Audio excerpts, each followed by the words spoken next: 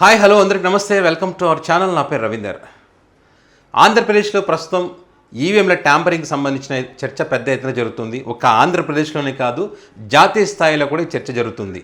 Congress party కూడా జాతీయ స్థాయిలో అనేక అనుమానాలు లేవనెత్తుతుంది. ఇప్పుడు జరిగినటువంటి ఎన్నికల సరళిని బట్టి అనేక అనుమానాలు ఉన్నాయని చెప్పి మాకు కాంగ్రెస్ పార్టీ కూడా చెప్తా ఉన్న పరిస్థితి. దానికి కొన్ని ఎగ్జాంపుల్స్ కూడా చెప్తా ఉన్నారు వాళ్ళు.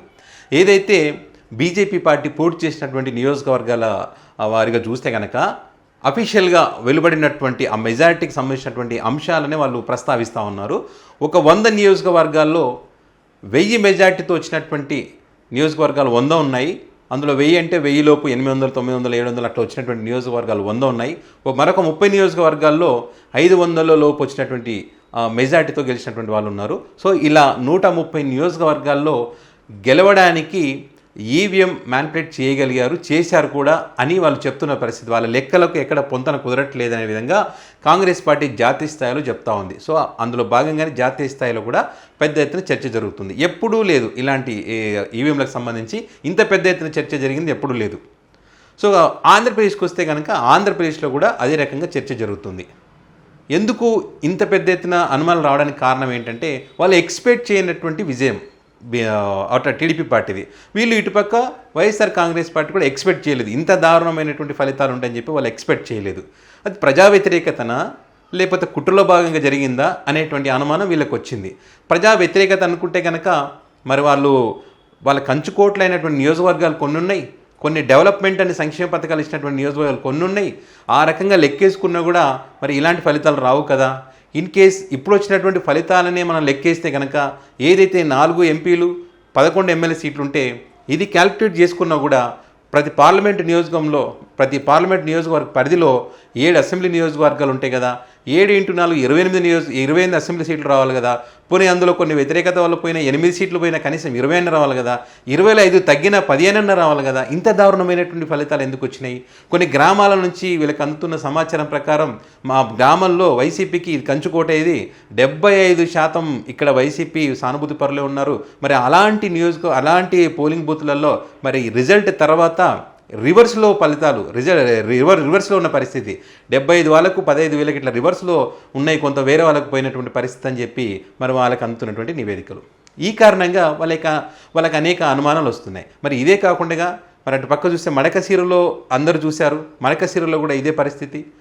లెక్కింపు సమయంలో పార్లమెంట్కి సంబంధించినటువంటి ఈవీఎం తీసుకొచ్చి అక్కడ పెట్టారు. తర్వాత అభ్యర్థి అడిగితే అసెంబ్లీ తీసుకొస్తే అది ఓపెన్ అవ్వలేదు. అప్పుడు మరి వీవీప్యాట్లు ఓపెన్ చేసి లెక్కించాల్సిన పరిస్థితి. అటుపక్క కూటమికి సంబంధించినటువంటి వంగా గీత అదే పరిస్థితి. మరి ఎన్నికల సరళిని కనుక పరిశీలిస్తే మరి ఎన్నికల రోజు రాత్రి 1 గంట 2, 3 గంటల వరకు కూడా పోలింగ్ జరిగిన పరిస్థితి. అంత ఎత్తున పోలింగ్ అంత రాత్రి వరకు ఎందుకు పోలింగ్ జరిగింది, అంతవరకు ఎందుకున్నారు?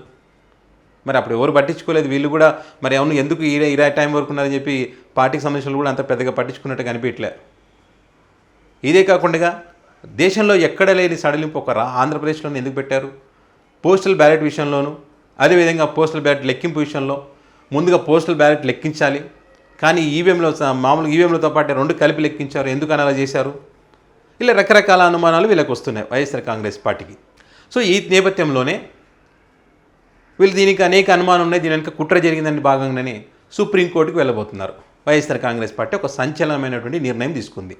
అంటే దేశంలో ఎప్పుడు ఇలాంటి నిర్ణయం ఎవరు తీసుకోలేదు, ఆ అవకాశం కూడా లేకున్నది.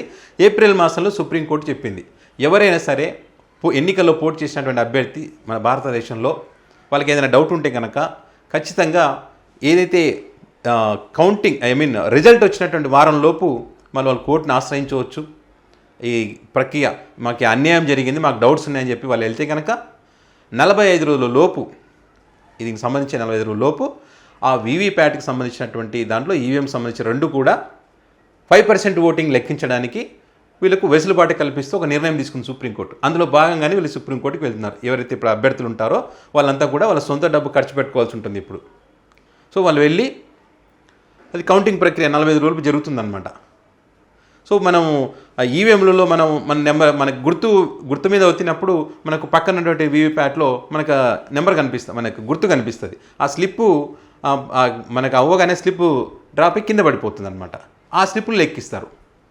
సో ఆ రకంగా అక్కడ ఏదైనా జరిగిందా, కరెక్ట్గా ఉందనుకోండి, ఈవీఎంలకు వాటికి కరెక్ట్గా బ్యాలెన్స్ అయిందనుకోండి, ఇక ఏం జరిగినట్టు లెక్క. తేడా వచ్చిందనుకోండి, వైసీపీ అనుమానిస్తున్నట్టు కుట్ర జరిగినట్టు లెక్క. సో దీనికి సంబంధించి వాళ్ళైతే సుప్రీంకోర్టుకు వెళ్తున్నటువంటి పరిస్థితుల్లో మరి నిజంగానే కనుక కుట్ర జరిగి ఉంటే ఆ దొంగలు ఎవరనేది బయటకు వస్తుంది.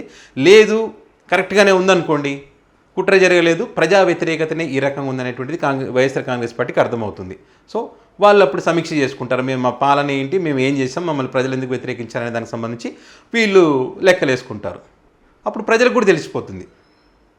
కుట్ర ఉంటే వాళ్ళది తప్పని ప్రజలు గ్రహిస్తారు, కుట్ర లేకుంటే వీళ్ళు ప్రజలు వ్యతిరేకించారనేటువంటి మొత్తం దేశం మొత్తం తెలిసిపోతుంది. సో ఒక విధంగా వీళ్ళు కోర్టుకు వెళ్ళడమే మంచిది, ఇదంతా కూడా బయటికి రావడం కూడా మంచిదే.